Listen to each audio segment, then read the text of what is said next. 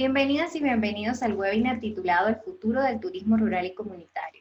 A mí me gustaría presentarles algunas ideas y escenarios en estos tiempos de pandemia.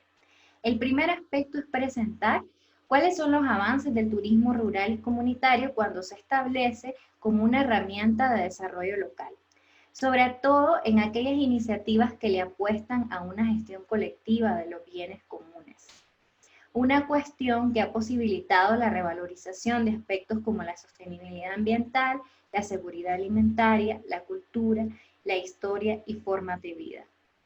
Primeramente quisiera presentar cuál es la conceptualización que utilizo de turismo de base comunitaria. Son aquellos proyectos que son viables desde una perspectiva ética y social para las comunidades. Es decir, son las mismas comunidades las que tienen el control de sus propios bienes territoriales. Esto les permite accionarse como colectivo y desarrollar estrategias comunitarias que les permite ver el turismo como un proyecto social.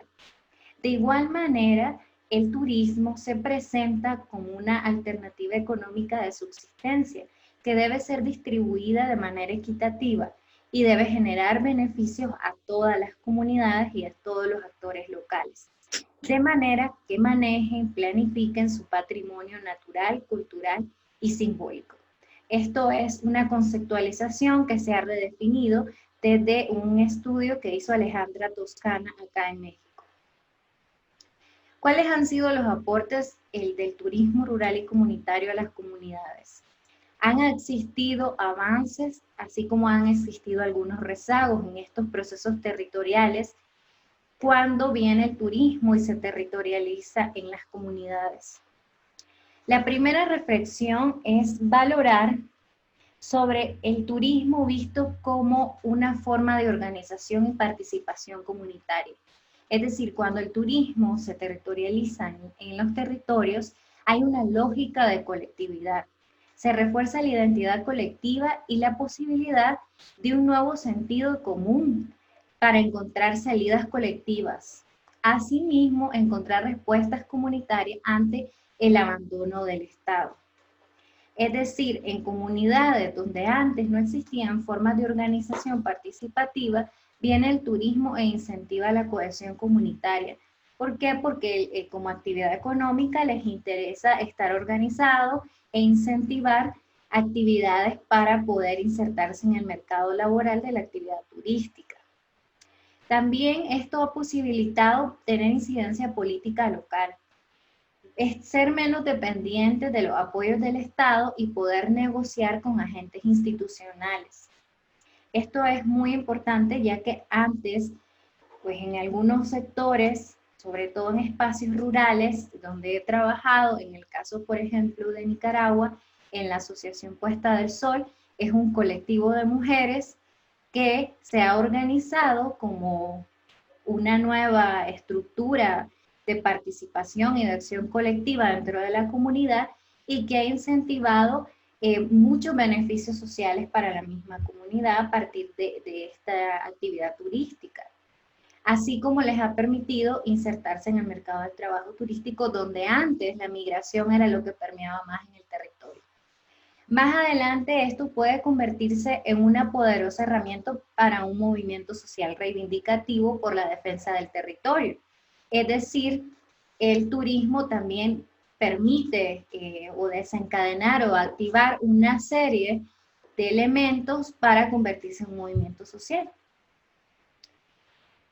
Otro de los aportes de la actividad turística o cómo se ha presentado es el turismo como una herramienta para la defensa del territorio. Ante esta lógica mercantilista de la naturaleza y de convertirla en un bien de consumo, se promueve con el turismo de alguna manera la permanencia en la población local en sus respectivos lugares, promoviendo de alguna manera una conciencia ambiental para resguardar sus bienes naturales. Así se aviva el sentido de pertenencia por la tierra, por sus tradiciones, por todo el patrimonio simbólico y cultural que existe dentro del mismo. Lo que se observa es que esto se ha desencadenado a raíz de los que ellos han podido evidenciar, de los propios actores han podido evidenciar en otros territorios que se ha dado la privatización de las playas, el control del Estado en algunas áreas naturales, el despojo territorial, el desplazamiento de algunos lugares con valor simbólico y patrimonial. Entonces, desde estas disputas que se van dando en otros territorios y lo que se ha podido afianzar en otros que tienen una visión más desde adentro, más endógena, pues se ha decidido que, pues algunos comentarios o testimonios, ellos dicen, este es nuestro territorio. Si vendemos a los extranjeros en tiempos de crisis, ellos se van a sus países. En nuestro caso, nos despojan de nuestra tierra y el dinero se va, que es lo que ha pasado en muchas comunidades, tanto en Centroamérica como en México, ¿no?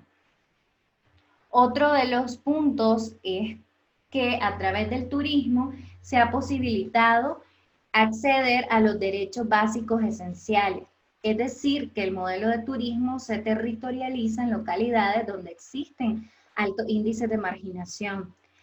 A partir del turismo, pues en el caso del colectivo de la Asociación Puesta del Sol y otros colectivos de turismo en Nicaragua, pues han podido acceder a una vivienda en condiciones dignas, han tenido pues acceso a la educación, ahora sus hijos e hijas pueden acceder a la educación superior.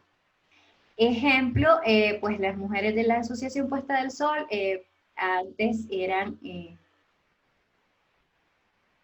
en ese caso, pues existen también todavía algunas limitaciones en cuanto a los derechos de la salud sexual y reproductiva de las mujeres, porque ahora con los incentivos económicos que propaga la actividad turística, pues es un acceso, un derecho que pueden otorgarse a partir de esos ingresos, ¿no?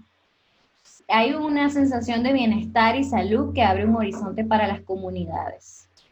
Es decir, en este sentido el turismo se proyecta como una verdadera alternativa. Sin embargo, hay una lucha y hay unas contradicciones entre esa dualidad del turismo de base comunitaria y lo que es los llamados enclaves turísticos. En ese panorama hay muchos casos, como ya les venía comentando, que hay privatización de los bienes comunes.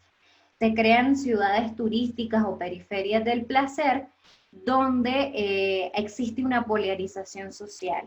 Se dan procesos de gentrificación y se da esa expansión del capital turístico.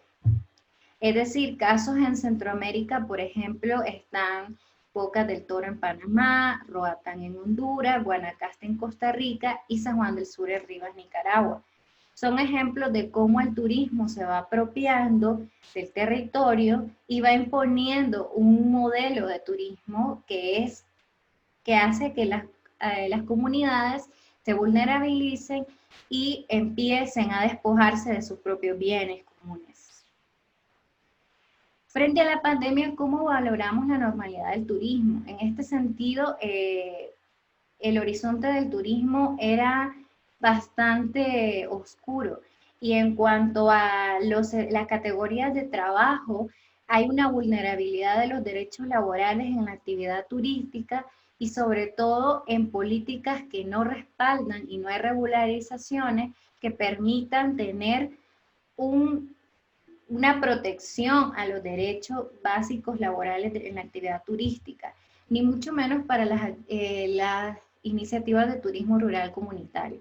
Es decir, ante fluctuaciones del turismo no hay ninguna regulación que permita tener un respaldo ni económico ni garantías sociales que les permita poder sostenerse o mantenerse durante este tipo de crisis, ¿no? O este tipo de incertidumbres que se crean con la actividad turística.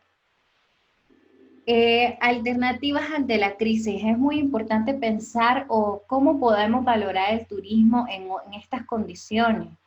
En el escenario del COVID-19 hay nuevos elementos que se pueden replantear y cuestionar sobre cómo se ha venido gestando la forma de hacer turismo rural y comunitario.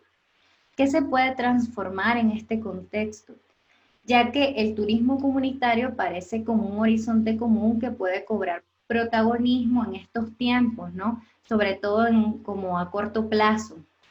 Uno de los temas principales que hay que replantearse es cómo incorporar la perspectiva de género en el turismo rural y comunitario. cómo crear espacios de trabajo para la vida que empoderen, que dignifiquen y que posibiliten el liderazgo de las mujeres. Cómo accionar actividades que incentiven la cooperación y la solidaridad comunitaria. Es decir, últimamente, o lo que se viene hablando es que hay una apuesta a nuevas tendencias del turismo, como el slow tourism, el staycation, que son como forma de hacer turismo a distancias cortas o hacer turismo con una mayor conciencia en los efectos de la actividad turística y evitar o a través de actividades más alternativas y más sustentables. En ese sentido, lo que se invita también es que este tipo de actividades que permiten conectarse con el territorio puedan también ofrecer una estrategia para conectarse con los actores locales. También otro de los puntos que se pueden tocar en este tema es cómo crear redes entre las mismas organizaciones, cooperativas o iniciativas familiares, de manera que esto permita llegar con fuerza a los debates públicos que realizan los agentes políticos y poder llevar con claridad las demandas, tanto en términos de carga fiscal, incentivos turísticos, garantías sociales, que permitan sostenerse durante las fluctuaciones del turismo. Así también yo creo que es importante aplicar estrategias diversificadas, es decir, cómo compatibilizar el turismo con otras actividades económicas productivas.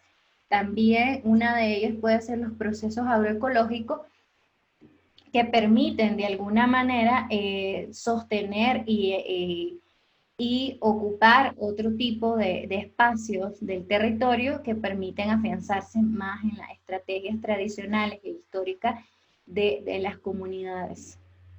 En ese sentido, se pueden promover escuelas de trabajo con los niños y jóvenes de las comunidades mediante un proceso de educación que permita afianzar un poco el conocimiento tradicional de la flora y fauna de las comunidades. Proyectos comunitarios de comanejo del bosque, como en la Reserva de Biosfera Maya en Petén, Guatemala, cajas de ahorro y crédito, proyectos de vivienda sustentable, producción orgánica, vivero, entre otros servicios de la comunidad que se den a partir de la actividad turística.